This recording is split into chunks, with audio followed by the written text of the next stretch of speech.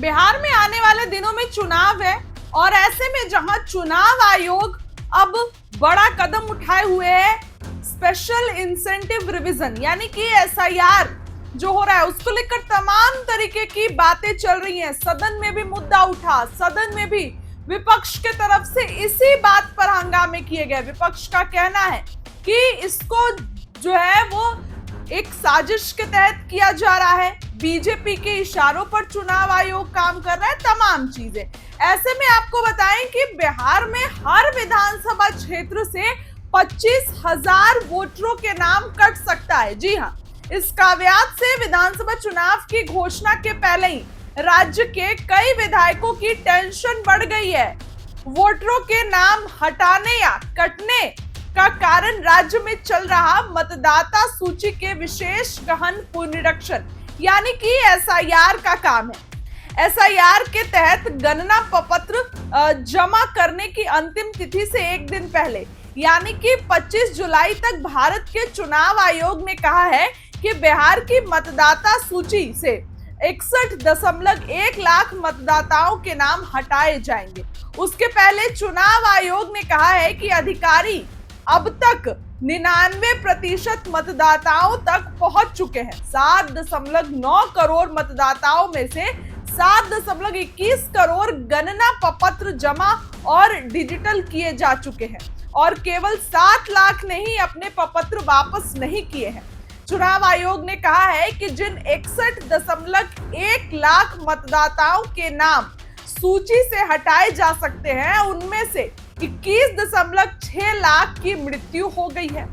31.5 लाख स्थायी रूप से बिहार से चले गए हैं और 7 लाख मतदाता कई स्थानों पर मतदाता के रूप में पंजीकृत है और 1 लाख का पता नहीं चल पा रहा है।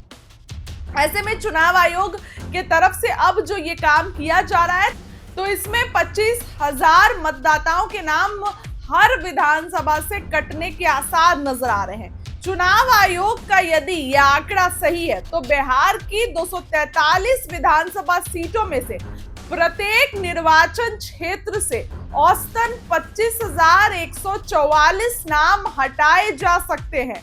इसका विधानसभा चुनावों के परिणामों पर प्रभाव पड़ने की बहुत बड़ी उम्मीद जताई जा रही है जो संभवतः कुछ महीनों में होने वाले हैं, क्योंकि पिछले चुनाव में कई सीटों पर जीत का अंतर बहुत कम था। तो ऐसे में इस बार कोई बड़ा डिफरेंस देखने को मिल सकता है।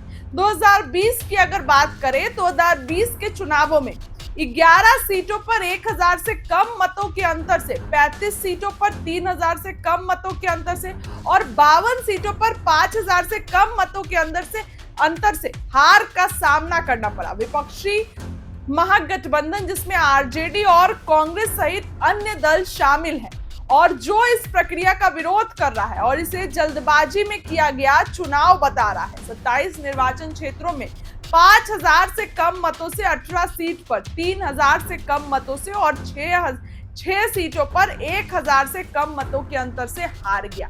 तो ऐसे में इस बार का चुनाव पर भी ये बहुत ज्यादा असर पड़ेगा, क्योंकि अगर हर विधानसभा क्षेत्र में से अगर 25,000 वोटरों के नाम हटाए जाएंगे तो कहीं ना कहीं जीत और हार पर भी बहुत अंतर आने वाला है और हर क्षेत्र से करीब 25,144 वोटरों का नाम कट सकता है। इस काव्यात से विधानसभा चुनाव की घोषणा के पहले ही राज्य के कई विधायकों की टेंशन भी बढ़ गई है। नीतीश कुमार और तेजस्वी यादव की टेंशन भी बढ़ गई है। आप देखिए, तेजस्वी तो पहले से ही इसके लिए शोर शराबा कर रहे हैं। वो ये बोल रहे हैं कि अगर नीतीश कुमार मुख्यमंत्री है, तमाम मंत्री है, तो क्या ये लोग तो उन्हीं वोटरों से बन के आए ना, तो फिर उनका नाम हटाया जा रहा है तो ये तो उनके साथ गलत हो रहा है। ऐसे में तमाम तरीके की चीजें अब सामने निकल कर आने लगी है, तमाम बातें सामने निकल कर आने लगी है। अब आने वाले दिनों में इस प्रक्रिया, चुनाव आयोग की तरफ से कहा जा चुका है, प्रक्रिया ऑलमोस्ट 90% पूरा हो गया है। तो अब जो है